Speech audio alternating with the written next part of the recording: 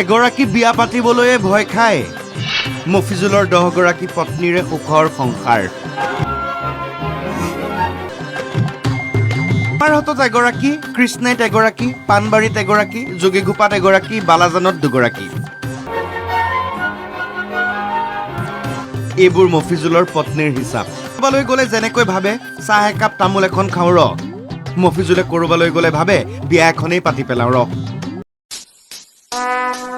Would like to take notes while I take totes of the marijuana smoke. মানুহৰ জীৱনত বিভিন্ন hobby থাকে মফিজুলৰ আকৌ হাবি হোৱাই হবি সেয়ে যলৈকে যায় বিয়া পাতি দিয়ে মফিজুলে কেতিয়াবা দুটা বেলাত দুগৰাকী বিয়া পাতি পেলোৱাৰো ৰেকৰ্ড আছে হেনো মফিজুলৰ এনেকৈ গোটাই গোটাই এতিয়ালৈ মুঠ 10 গৰাকী বিয়া পাতিছে মফিজুল ইছলামে तेरा बाप यहाँ छोड़कर गया था कि तेरी माँ এইগৰাকীও মফিজুলৰ পত্নী ধৰা নপৰালৈকে সকলো ঠিকেই আছিল কিন্তু ধৰা পৰিল তেওঁ কেনেকৈ ধৰা পৰিল সেইটো শুনক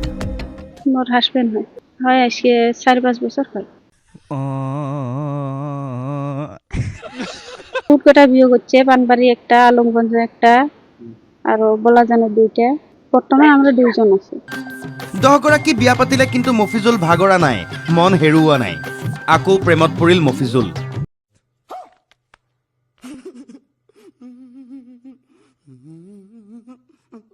নতুন পত্নীয়ে মফিজুলৰ ফোনত আন মহিলাৰ নম্বৰ ফটো দেখা পালে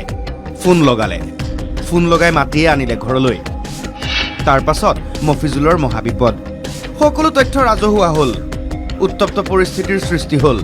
আৰক্ষী আহি উদ্ধাৰ কৰি মফিজুলক লৈ গ'ল